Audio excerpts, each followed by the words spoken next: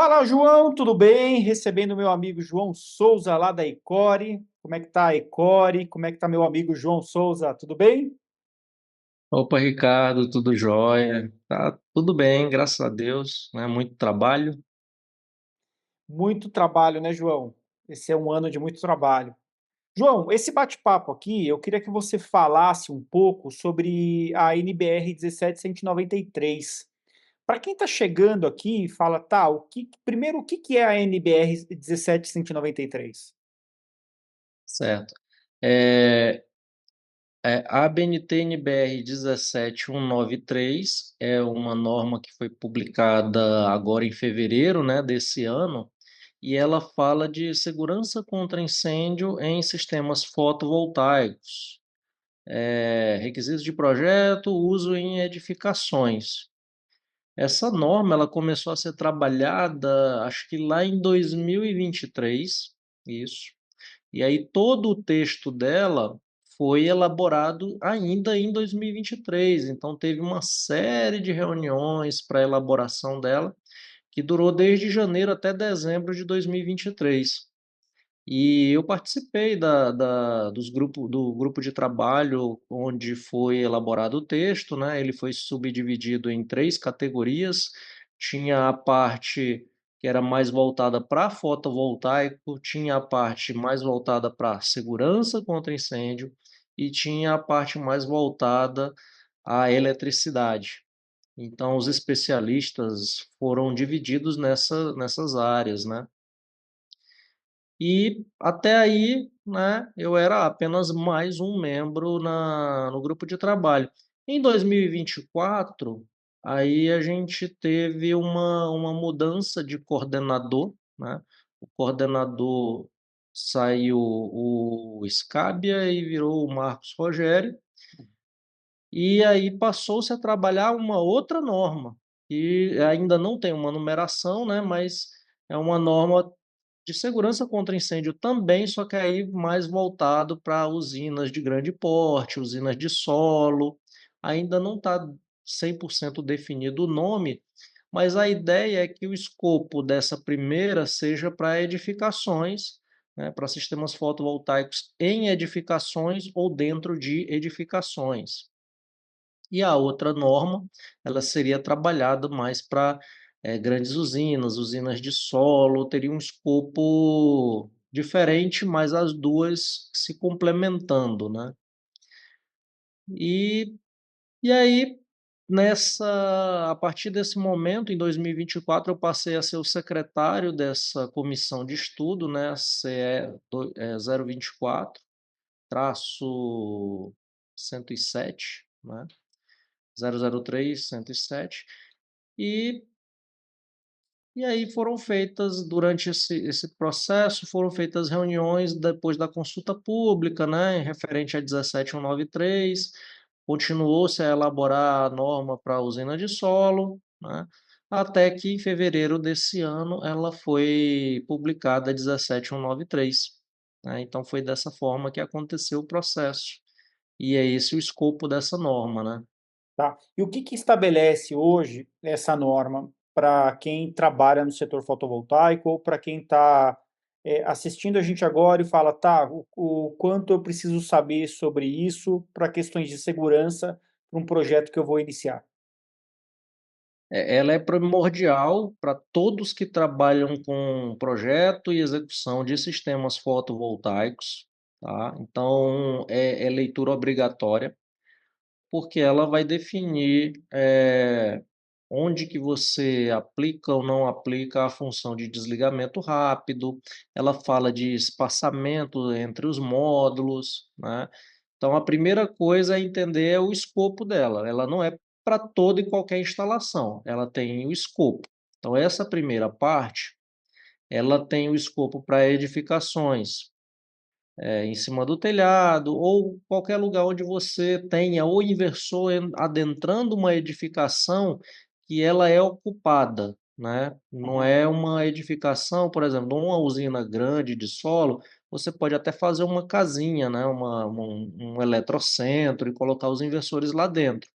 Isso também é uma edificação. Só que esse tipo de edificação, como é só para abrigar os equipamentos do sistema fotovoltaico, não tem ninguém que uma pessoa que vá ocupar aquele espaço, né, então entraria no escopo da parte 2 que ainda está sendo elaborada. Tá.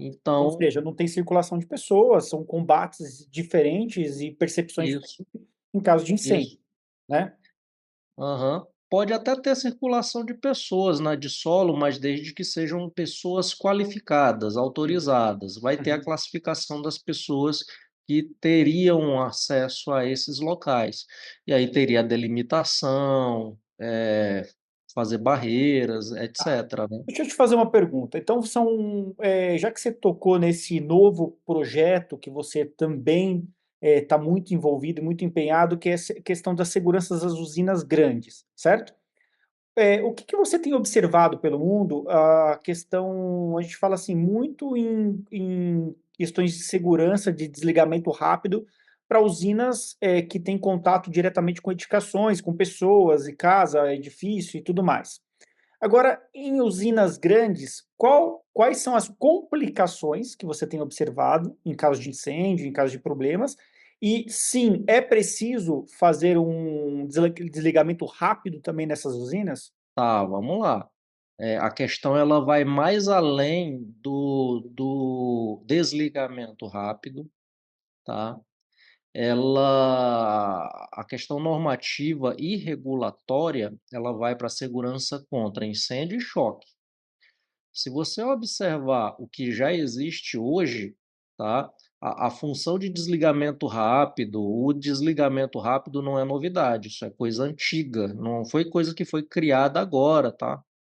Isso eu tenho dito várias vezes em diversos fóruns, seja na ABNT, seja para o pessoal do Inmetro, seja nas próprias lives e treinamentos da Ecore, seja em treinamentos para bombeiros, para defesa civil, tá? Ministério do Trabalho, todo esse pessoal, eles já estão cientes que a questão não é desligamento rápido ter ou não ter. Uhum, A questão é, como é que eu me protejo contra um incêndio e como é que eu me protejo contra choque elétrico em instalações fotovoltaicas? Porque o sistema fotovoltaico, eu não estou dizendo que ele é perigoso. O uhum, sistema fotovoltaico, por si só, ele é seguro, mas como todo e qualquer equipamento elétrico ou eletrônico, ele pode vir a falhar. sim. E na falha desses equipamentos, é necessário que você tenha algumas medidas de segurança, né. Não é que você pega um carro e sai por aí que você já sabe que ele pode capotar a qualquer momento, que ele vai capotar, ele está sujeito a capotar toda vez que você pegar ele, não. Mas se por acaso acontece alguma coisa, você tem alguns itens de segurança já impostos, né.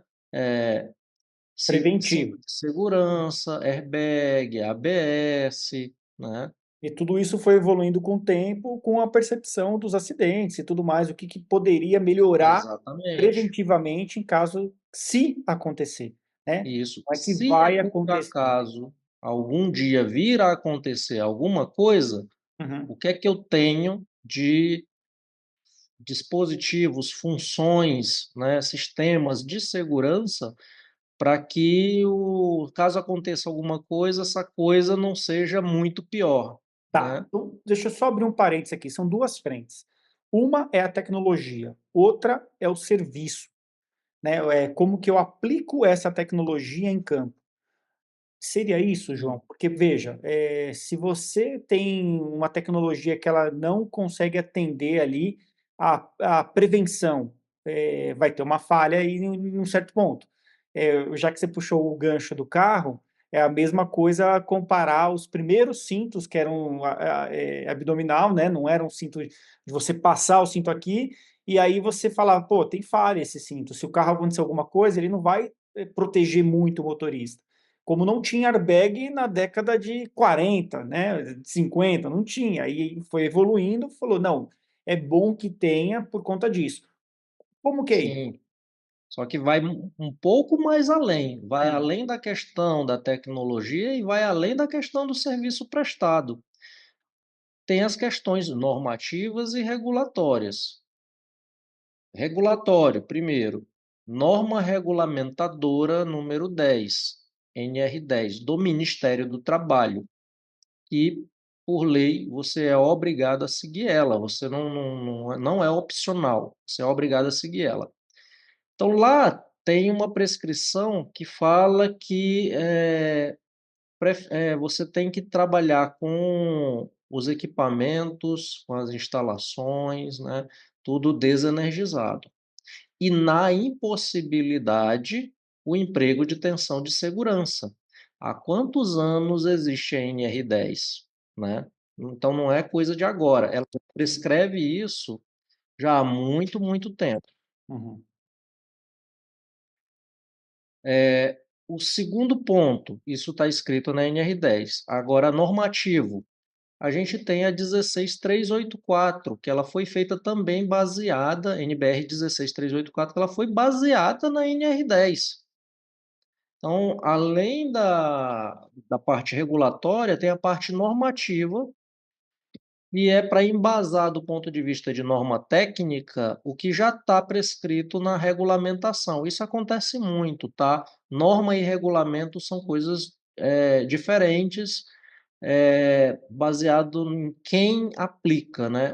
Os regulamentos, eles são aplicados por instituições governamentais. As portarias do Inmetro, né, elas instituem regulamentos, da ANEEL e o próprio Ministério do Trabalho, né? Então, isso são coisas obrigatórias impostas pelo próprio governo. Outra coisa são as normas técnicas da ABNT, que, por si só, elas não são obrigatórias, mas por força de lei ela acaba sendo obrigatória. Qual lei, João? Código de Defesa do Consumidor, lei federal, número, eu não vou lembrar do número dela, tá? Mas o Código de Defesa do Consumidor ele foi instituído através de uma lei federal. Então é uma lei. E lá está dizendo que você tem que seguir as normas técnicas da Associação Brasileira de Normas Técnicas. Uhum. Então, por si só, as normas técnicas não são obrigatórias, mas existe uma lei federal que te obriga a seguir as normas técnicas da ABNT, né? Então, já tem regulamento, já tem norma há muito e muito tempo falando que você tem que desenergizar ou na impossibilidade da desenergização, empregar tensão de segurança, que em corrente contínua é aquele famoso 120 volts. Ele aparece na NR10, ele aparece na 5410, na 16690, em várias normas brasileiras, tá? Ele não é um número mágico que veio do nada. Então, antes de qualquer coisa, eu aplicar a tensão de segurança nos módulos fotovoltaicos, porque eu não consigo desenergizar um módulo fotovoltaico durante um dia. Uhum.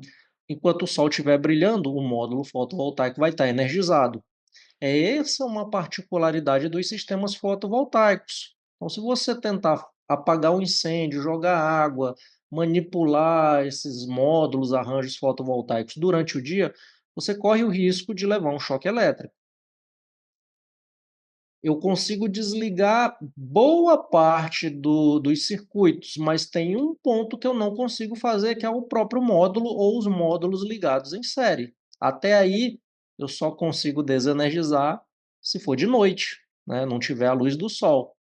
E é essa particularidade que coloca em risco a vida das pessoas em uma situação de emergência do Corpo de Bombeiros, ou numa situação corriqueira do proprietário vai lavar os módulos para limpar, uma equipe de manutenção elétrica, ou qualquer outra pessoa que tenha acesso a um telhado, vai fazer um outro serviço, o cara vai mexer na caixa d'água e tem que passar ali por meio do arranjo fotovoltaico.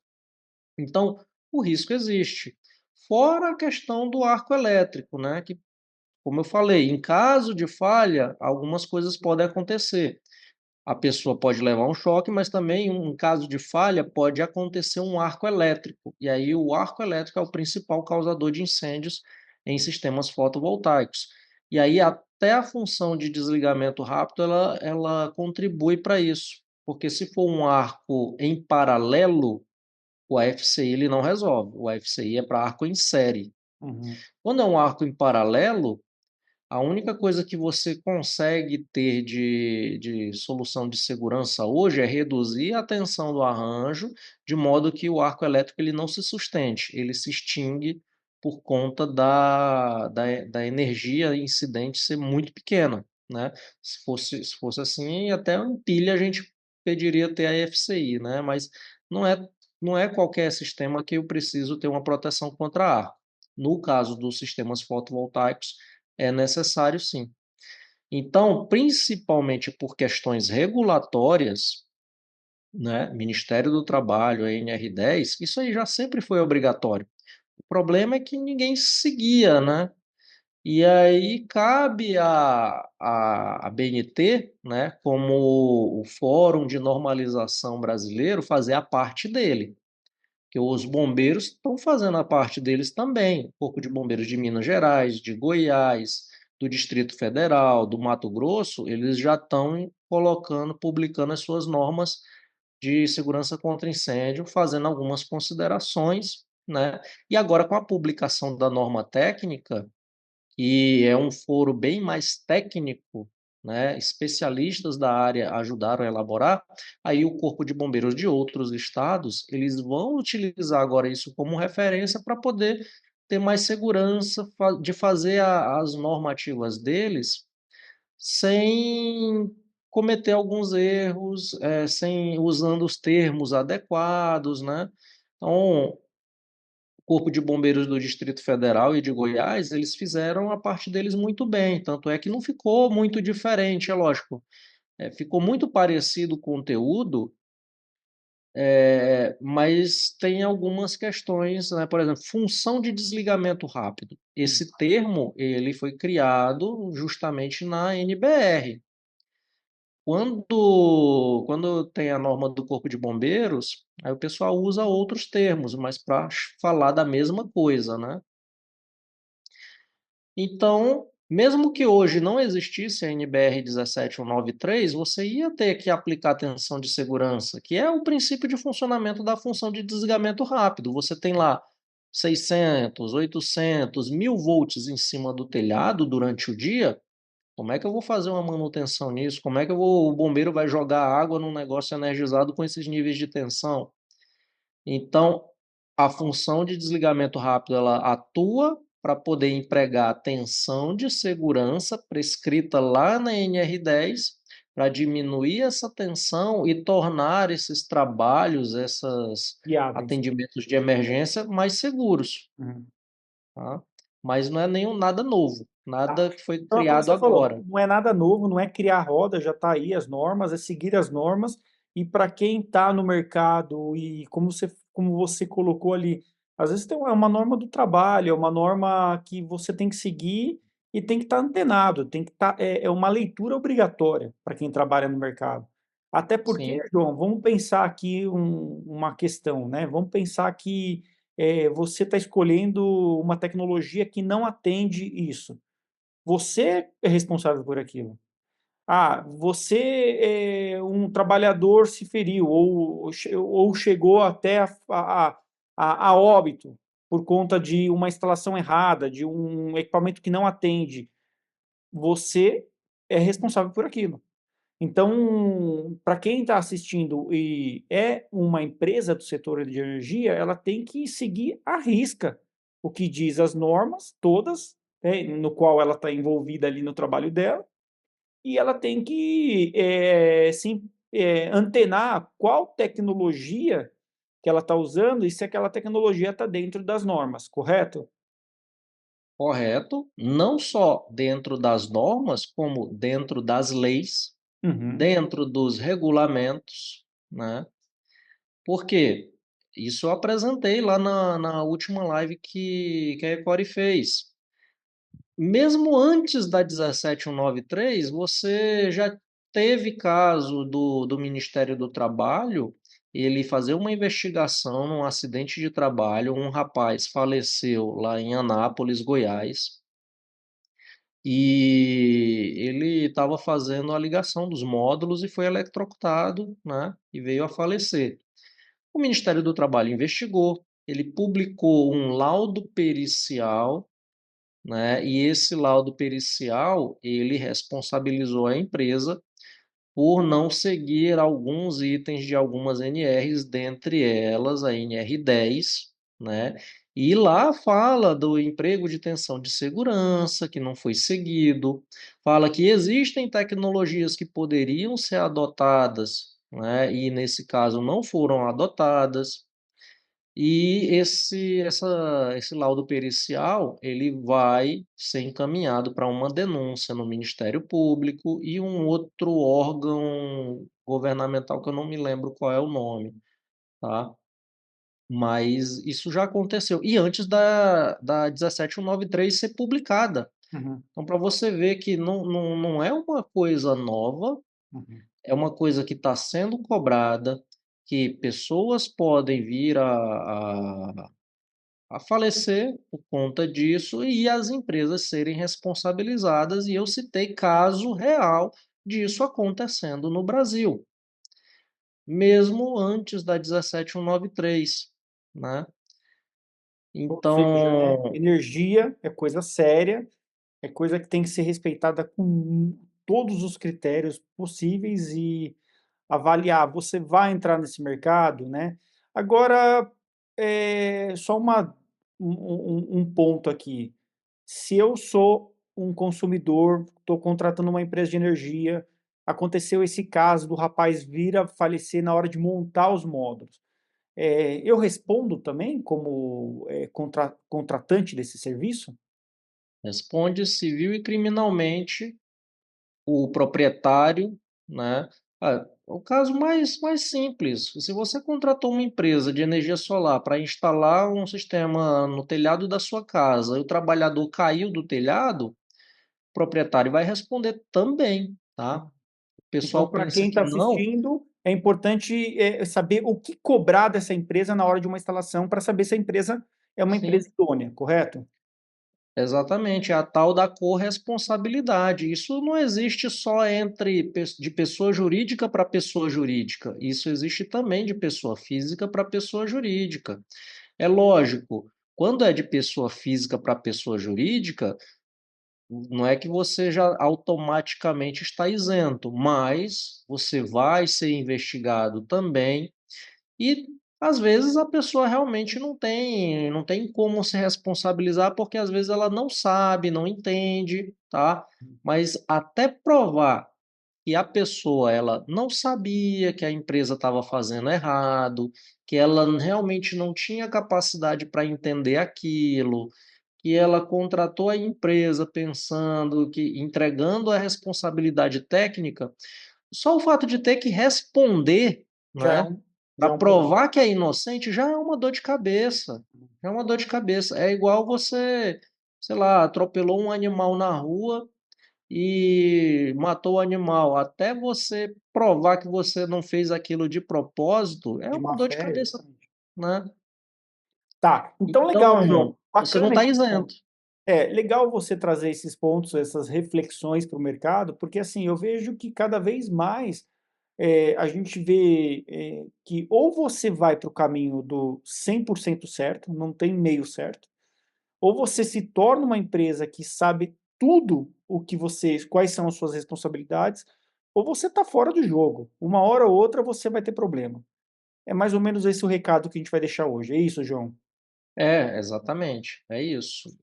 Você como empresa, se você quer se manter no mercado de uma forma honesta, saudável, né, e permanecer por bastante tempo nesse mercado e usufruindo, né, ganhando o seu dinheiro, lucrando e contribuindo com a sociedade, né, você vai ter que seguir as regras do jogo, né.